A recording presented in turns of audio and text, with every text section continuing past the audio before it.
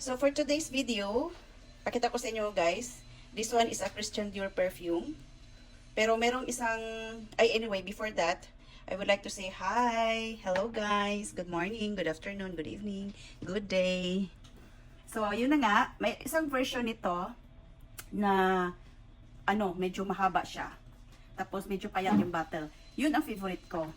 Kaya, yung pangalan ng eldest ko is Dolce Vita dahil ito ay Dolce Vita.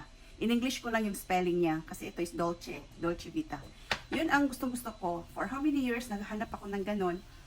Pero, umabot na lang ako ng Paris. Joke lang. Actually, pinapahanap ko si hubby ko doon sa Paris. Pero wala talaga. And luckily, no, not luckily, happily, may nahanap ako sa Astoria Apothecary, Lily of the Valley. Lily of the Valley kasi ang main scent. Marami namang perfume na may Lily of the Valley, but Christian Dior talagang gusto ko. Juicy, no? And also, lalagyan ko siya ng sandalwood. Nagkamali lang ako sa order nito kasi merong vanilla. I don't know kung anong scent. Supposedly, sandalwood lang para woodsy. Pag may vanilla kasi, okay na rin kasi sweet yung smell niya. And I will be blending also rosemary and grapefruit. So, ito yung ilalagay ko sa lotion. Ang lalagyan ko na rin pala siya ng vitamin E. So, I will be using this body serum from Human Nature. I like this lotion, guys. Hindi siya lotion, cream serum kasi hindi siya oily sa skin. So, moisturize ang skin natin, yet hindi oily at hindi mainit. Unlike sa typical na lotion na greasy ang feeling and then medyo mainit, di ba? Pero, gagamitin ko lang ito sa daytime. On the night time, I am using this kind of lotion from Human Nature ulit. Pero meron itong mga essential oils. So, meron siyang essential oils for the skin. Legit na essential oil, guys, from Young Living. Because this essential oils I'm using now for the daytime lotion is medyo din naman siya. Worth the price din naman. Pero iba talaga pag Young Living. I don't know, maybe it's because lang talaga.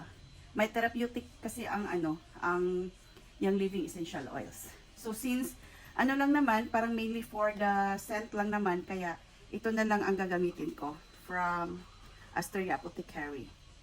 And update ko kayo guys kung ano ang kalalabasan nito. I forgot to count how many drops. Ilan na yun? So dapat 20 drops lang siya.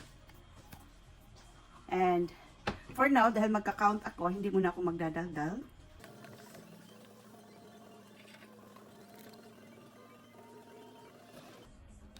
Mabango naman pala ang guys, sandalwood vanilla.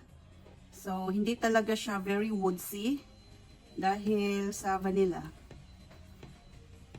Ang blend na na-try ko na may vanilla is patchouli. Patchouli with vanilla and lavender. Super super bango. Though, mag-disclaimer na rin ako ha.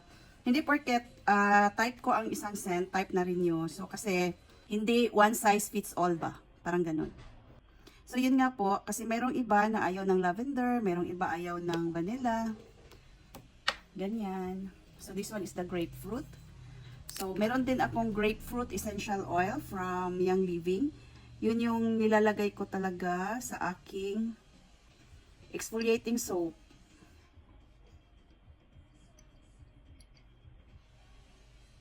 Pero pag gagamit po kayo ng citrusy oils like the grapefruit, the lemon, the bergamot, basta anything na citrusy, wag po kayong gagamit na ma-expose kayo sa mainit.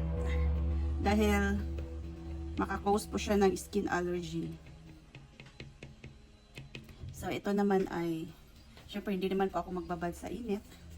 And also, I have rosemary essential oil from Young Living. Nilalagay ko po siya sa hair grower shampoo bar. And sa hair serum and sa hair oil na pang overnight ko kasi rosemary is good for the hair growth. Pwede nga po yung meron kayong rosemary na fresh, ibabad nyo siya sa oil. Pwede rin siyang i-boil tapos i-spray sa hair natin. And rosemary essential oil also is good for the brain boosting blend ko na para magiging alert ang brain natin. Rosemary with peppermint. Ganito lang guys. Actually guys, nag-i-enjoy talaga ako sa mga blend-blend, mga ganito. Sa aromatherapy.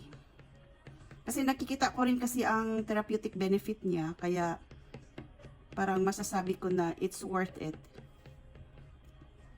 Dati, meron talaga akong kukopyahan na recipe, pero nung nag-aral na ako ng aromatherapy, and then ma-identify ko na rin yung amoy ng essential oil, and alam ko na kung anong uses ng mga essential oil, hindi na ako magtitingin ng recipe. So parang ano na lang, muscle memory. Super bango. Can you smell it? Joke lang. Super bango niya, guys. As in, oh, I'm so happy. Kasi nakuha ko na rin yung yung favorite perfume ko noon.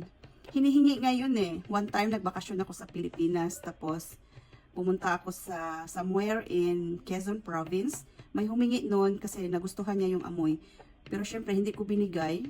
Kasi aside from very pricey, I really love the scent.